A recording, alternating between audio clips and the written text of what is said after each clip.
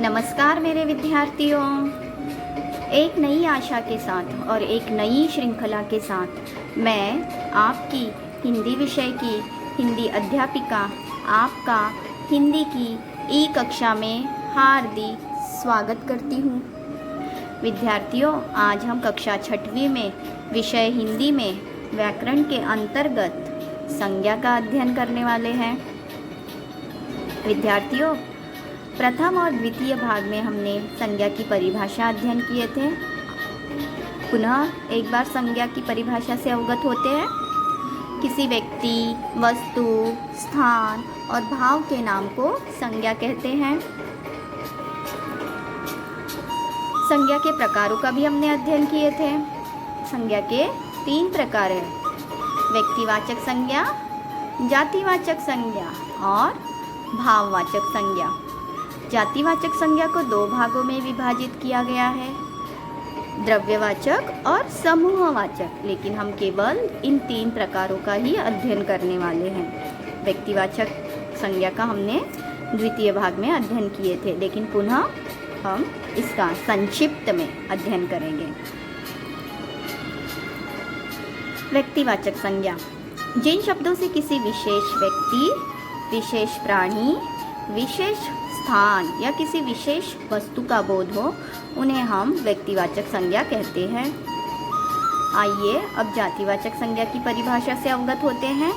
जो शब्द एक ही जाति के विभिन्न व्यक्तियों, प्राणियों, स्थानों एवं वस्तुओं का बोध कराते हैं, उन्हें हम जातिवाचक संज्ञा कहते हैं।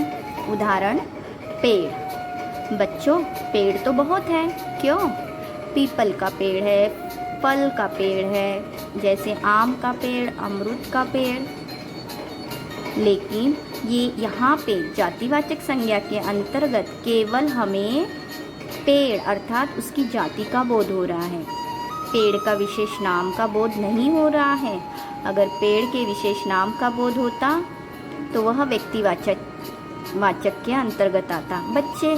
बच्चे तो बहुत हैं, छोटे बड़े, लेकिन बच्चे का नाम नहीं बताया गया है, अर्थात उसकी जाति का बोध कराया गया है। मैदानों के भी नाम होते हैं बच्चों। कस्तूरचंद मैदान, ऐसे काफ़ी मैदान है, खेल का मैदान। तो मैदानों के भी नाम होते हैं। यहाँ पर भी हमें उसकी जाति की ओर बोध कराया जा रहा है। पौधे भी तो बहुत होते हैं, छोटे बड़े, गुलाब के पौधे, फूल के पौधे। यहाँ सिर्फ पौधा बताकर हमें उसकी जाति की ओर बोध कराया जा रहा है, अर्थात इस तरह से नहीं बताया गया है कि गुलाब का पौधा है या फूल का पौधा है। फूल भी बहुत होते हैं, गुलाब, मोगरा, चमेली, चंपा। विशेष किसी फूल का बोध नहीं कराया जा रहा है, केवल हमें उसकी जाति का ही बोध कराया जा रहा है। पहाड़ भी बहुत होते हैं, लेकिन ध्यान से सुनो, पहाड़ों के भी नाम होते हैं। नदियाँ तो पूरे भारत देश में हैं, लेकिन हर नदी का नाम है बच्चों। गंगा, यमुना, गोदावरी, निरंजना, ऐसे अनेक नदियाँ हैं। अमेज़न,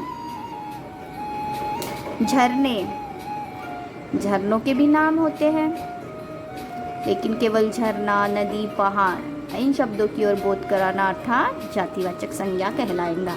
अब भाववाचक संज्ञा: जो शब्द गुण, कर्म, दशा, अवस्था, भाव आदि का बोध कराते हैं, उन्हें हम भाववाचक संज्ञा कहते हैं।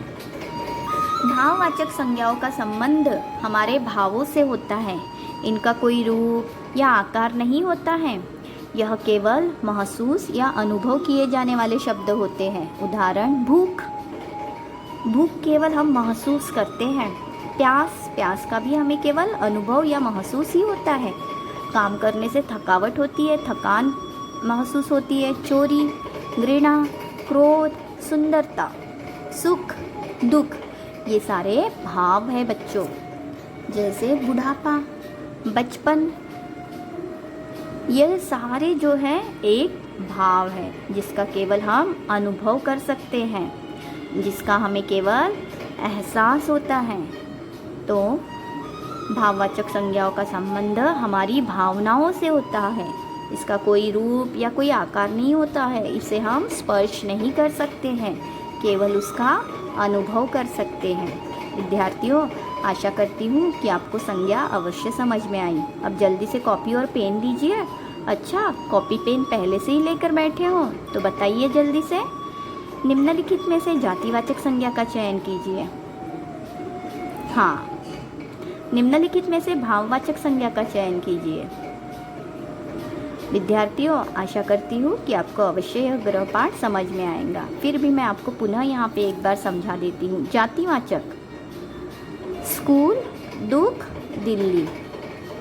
दिल्ली किसी शहर का नाम बताया गया है, शहर नहीं बोला गया है। दुख, यह हमारे मन के भाव है। स्कूल, बोलिए ये जातिवाचक में आएगा, क्योंकि यहाँ पे स्कूल का नाम नहीं दिया गया है, केवल स्कूल का बोध कराया जा रहा है। जैसे हमें पेड़ का बोध कराया जाता है, पेड़ का नाम नहीं दिया जाता। निम्नलिखित में से भाववाचक संज्ञा का चयन कीजिए। यहाँ देखिए, स्कूल का नाम दिया गया है, अर्थात यह व्यक्तिवाचक में आएगा। चित्र, गर्मी।